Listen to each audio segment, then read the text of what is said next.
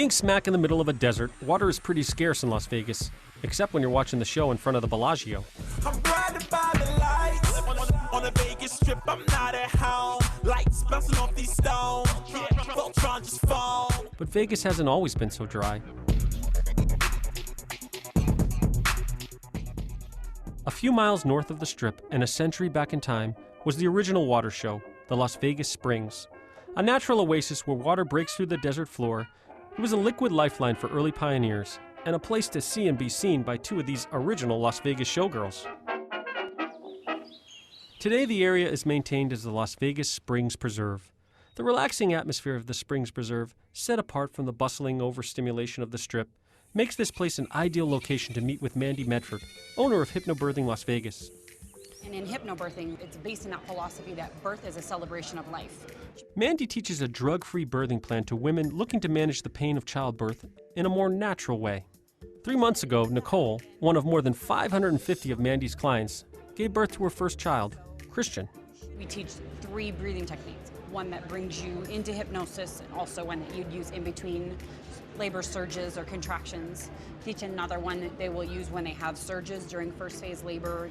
And you had a home birth, is that right? I feel like with hospital births, a lot of moms rely on the nurses to tell you what to do. They tell you when to breathe, they tell you when to push, they tell you how to push, and there's no really learning to trust yourself as a woman. Why are some women so scared of having a hospital birth? Well, certainly the old educational videos weren't very reassuring. The delivery room is much like the doctor's examination room. Its main piece of furniture is the delivery table, where your baby will be born.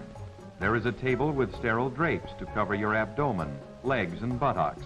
There will also be various sorts of anesthetics. For example, a continuous caudal anesthetic set, a saddle block anesthetic set, and there will be gas available. Finally, there will be a bassinet ready to receive your baby. Is it just me, or does that look like a toaster oven?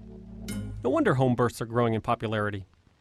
We're not about science, we're not about anatomy, we're not really about teaching the medical side of birth. We don't really go there with everything else that clouds the mind as far as all the emergencies and horrible things that can happen.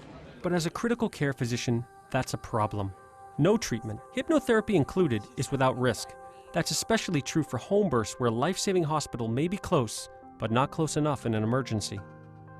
And you know how you talk like, well, we don't want to talk about the bad things that can happen. And I understand that. It's Yeah. kind of like, that's part of the hypnosis idea, Right. is that you want to have an expectation that things are going to go well.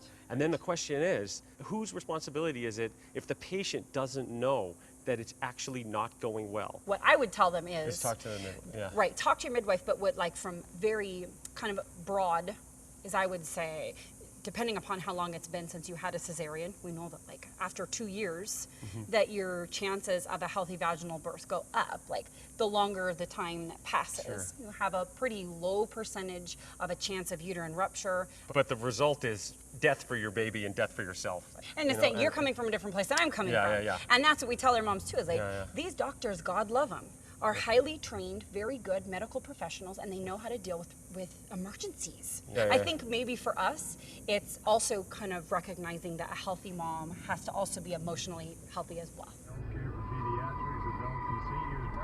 Hypnosis has claimed to help even severely injured people heal faster and without addictive pain medication. Just ask Mark Savard. It was a horrible experience. 20 after midnight on August 1st of 1996, coming back home from a show, and drunk driver swerved over center lane, full highway speed.